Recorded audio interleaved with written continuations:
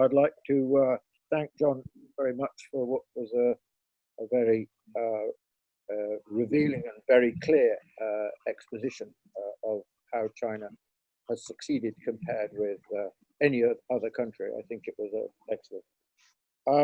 I just want to talk a bit about more the political side of things. I mean, one of the things that I think has been very clear from early January, is the degree to which COVID-19 has been profoundly politicized. The coverage of it, the way in which China has been portrayed, and so on.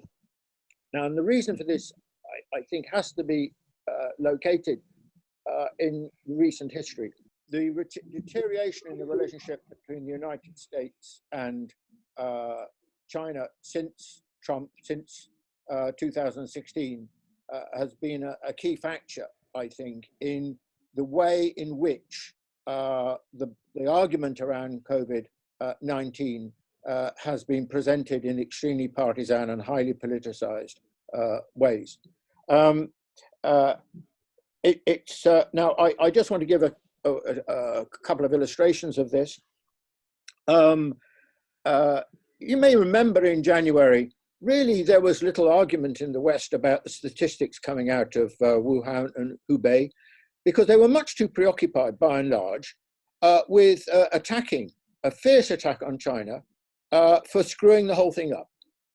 It wasn't an argument about statistics. Essentially, at that point, it was an argument about a much more fundamental question, which was what was regarded then in the West as the ineptitude and incompetence of the Chinese regime. Now, if we look at the situation at the moment, it's very different. The argument has increasingly become about statistics. Why? Well, actually, the reason, I think, is that essentially it's been a strategy of deflection, because as John's facts clearly show, but even those around widely used in the West in a different way, Western countries have done so much worse than China's performance. And so somehow or other, essentially, I think the attack on China's figures is to do with the fact that the West is profoundly on the defensive in this argument.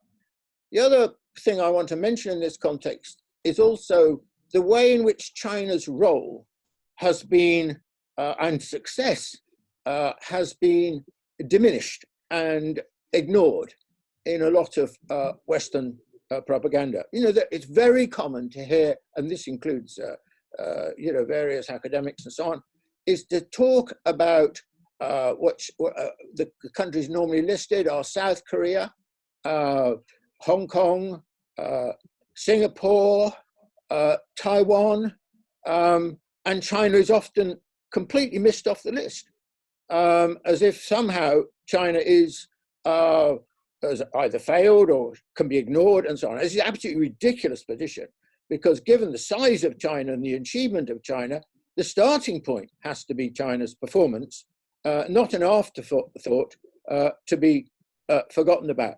Now, one thing I do want to add as a rider to what I've been saying is this, that while the media and the many political leaders in the West have been very tarnished by the way they've treated China, I would exempt, by and large, the scientists. I mean, for example, in the UK, many scientists like Costello, like Horton at Lancet and so on, but they are only two of a much wider group of people in the scientific community who do not take this kind of line and have paid honorable, in my view, by and large, honorable respect to the way China has conducted things. Now, finally, I wanted to make some point at a geopolitical level. Now, of course, the implications of all this are going to be very, very profound in all sorts of ways, basically across the whole waterfront in terms of the global economy and geopolitics. But looking at the situation, standing somewhat at a distance from the situation, I think one of the really striking characteristics of this crisis compared with, for example, the financial crisis, is that at the heart of the question from the very outset, from the first outbreak, is China. China has been the nodal, the pivotal element in this crisis. It happened, first of all, in China. It was first identified in China. The genome was first sequenced in China. It was China that had to find a way of tackling the crisis and was very successful in doing this. It is China that is leading the process of how to emerge from it economically. It is China that is helping so many countries around the world, including my own in Britain, in terms of protective equipment and so on.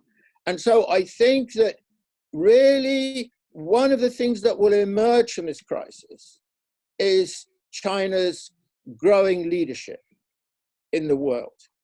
And I can't think of any other example we've lived through in the recent past, over the last decade, since the financial crisis, and certainly not before that, because China was that much weaker then, which so clearly sees China emerging as the new global leader. Thank you.